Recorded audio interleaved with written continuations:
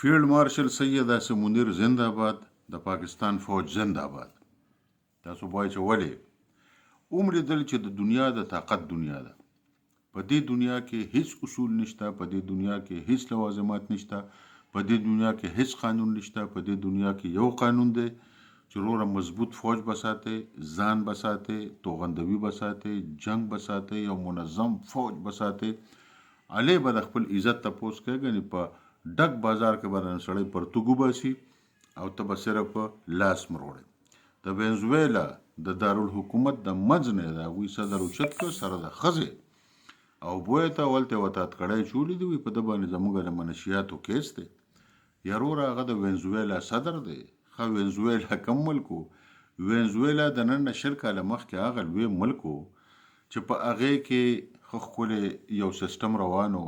ځینې خلک پکې را پیدا شو، وایي زمونږ ملک د سرو سپینو نه ډک دی او دا خو مونږ د امریکې په غلامۍ کې ورغلي یو، د دې نه ځان خلاصول غواړي او څه عجیبه عجیبه لوبې په وینزویلا کې شروع کړې.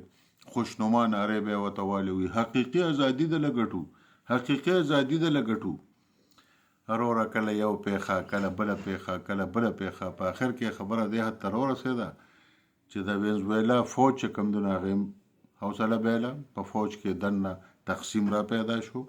په وینزویلا کې دننه امریکا داسې کسان را پیدا کړل چې د فوج او د عوامو په منځ کې فاصلې را پیدا کړي، درد را پیدا کړي، خپل فوج بدنام کړي، د فوج فالډ اینډ رینګز کې بغاوت را پیدا کړي، لکه کم کار چې په پاکستان کې جنرال فیض حمید او د هغه نه مخکې کومو جرنیلانو کړی دی.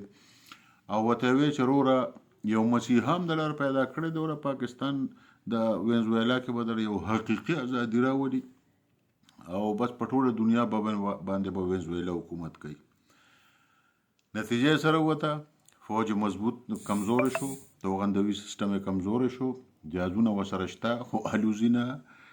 دا ټوله لوبه زموږ نه مخکې په وینزویلا باندې، په سودان باندې، په لیبیا باندې، په شام باندې، په عراق باندې او په دې نورو ملکونو باندې تېره شوې ده.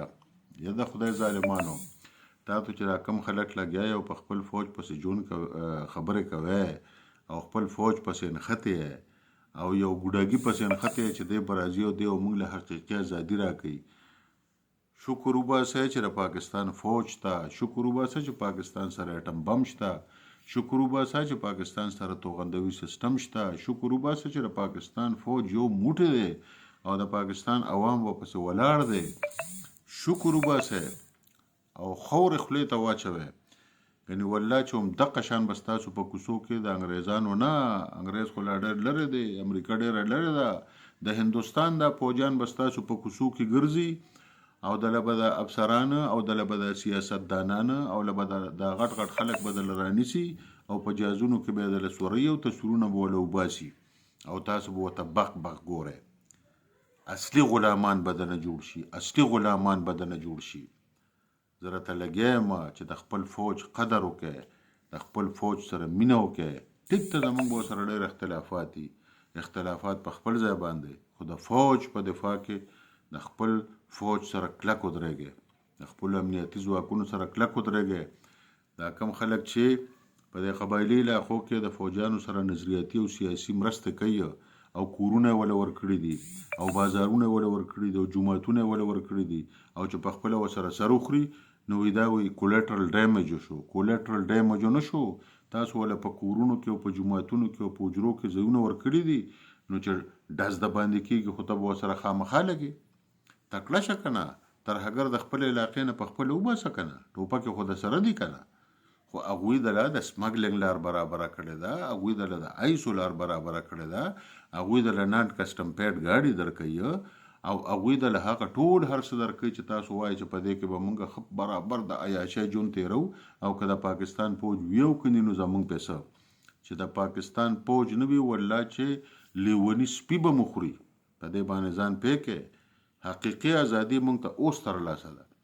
د دنیا هر یو ملک ته چیلنج دی چې را دي شي او په پاکستان باندې صرف یو معمولي ګواښ وکړي.